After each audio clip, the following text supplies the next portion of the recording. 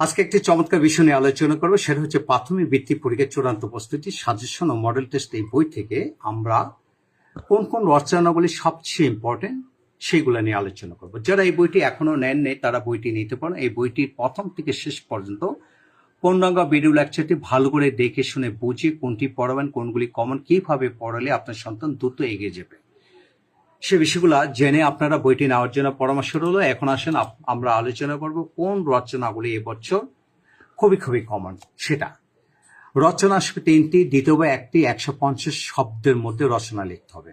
এখানে আসেন টোটাল 1 থেকে 23টি রচনা দেওয়া হলো। প্রথম 5-7টি ভালো করে পড়ালে আপনার সন্তান ভালো করবে এবং এখান থেকে কমন পড়বে। আসুন দেখে নিই। যেমন এখানে আমাদের প্রিয় জন্মভূমি অথবা আমাদের দেশ, এই দেশ বা আমাদের প্রাকৃতিক সৌন্দর্য, যেগুলো 19 সাল, 18 সাল, 17 সাল বিভিন্ন জায়গায় এসেছে, ইনশাল্লাহ এদের মধ্যে কমন পড়বে। এছাড়া আমার মা বা আমার প্রিয় মানুষ, প্রিয় মানুষ বলতে মাকে মিন করা হয়, কিংবা বাবাকে, কিংবা শিক্ষক ও প্রিয় মানুষ হতে পারে, বা রাসূলুল্লাহ সাল্লাল্লাহু আলাইহি ওয়াসাল্লাম প্রিয় মানুষ হতে পারে। জীবনী লিখুন।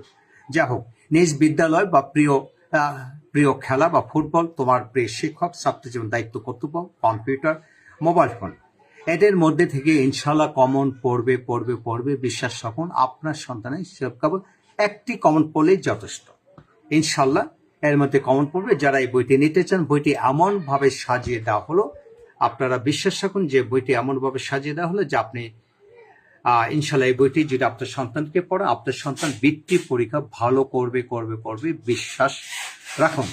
তাই আজই বইটি সংগ্রহ করতে পারেন, তাই ইনবক্স করুন। ইনশাল্লাহ ভালো থাকুন। আমাদের ভিডিওগুলো দেখুন। আমাদের প্রকাশিত রিটেন স্পোকেন গ্রামার ভোকাবুলারি বলতে সকল ধরনের বই আছে, যেগুলো লাইফ টাইম সিরিজে 12টা বই।